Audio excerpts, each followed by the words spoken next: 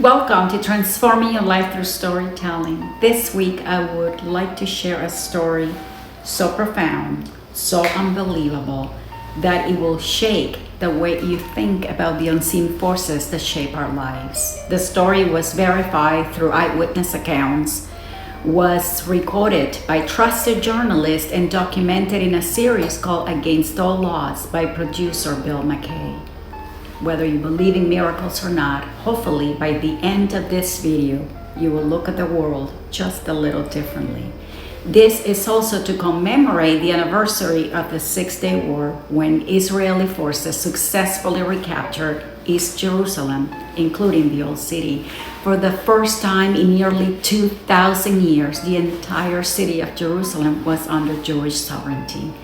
A moment deeply emotional, not just for Israelis, but for Jews around the world. Enjoy the story.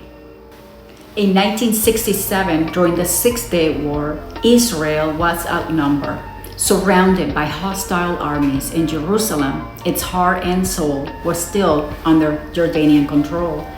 A young Israeli soldier, David Yaniv, was the leader of a platoon assigned to a dangerous mission to find a back route that tanks could use to re-enter and reclaim Jerusalem.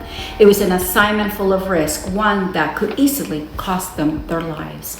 As they approached an area just outside the city known as French Hill, something unexpected happened. David and his small unit of 9 soldiers looked up and saw what no soldier ever wants to see when they are in a vulnerable position. Several hundred Jordanian soldiers advancing, hundreds against just the 9 of them.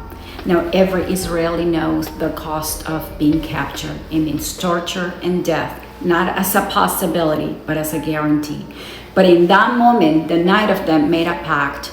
We fight, we live or die here together. So they died on French Hill. No backup, no time to run, just courage, conviction, and the hope that somehow, some way, they would survive.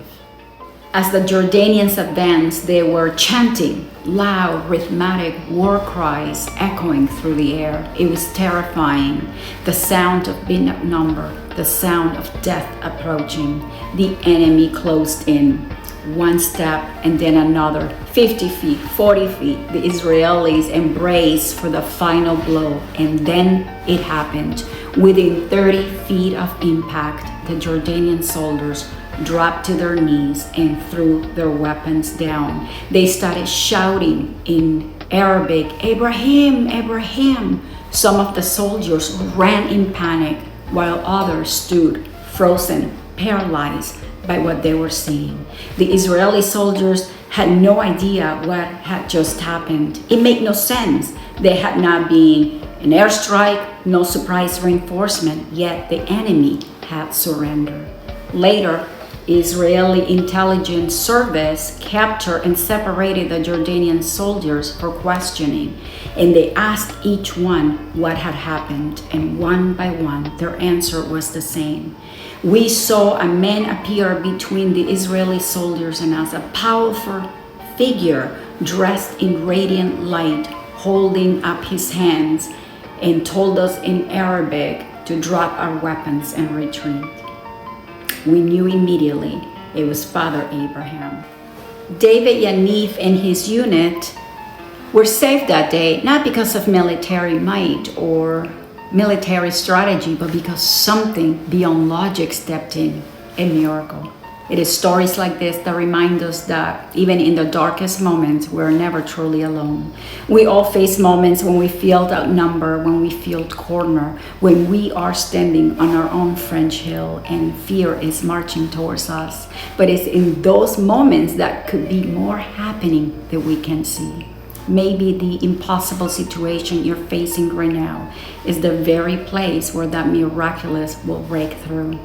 So if you're up against something that feels like too much, dig in, hold the line, keep the faith, because sometimes even when all hope seems to be gone, the light appears. And if this story has touched you, I recommend you to watch the documentary, and I will see you in the next episode.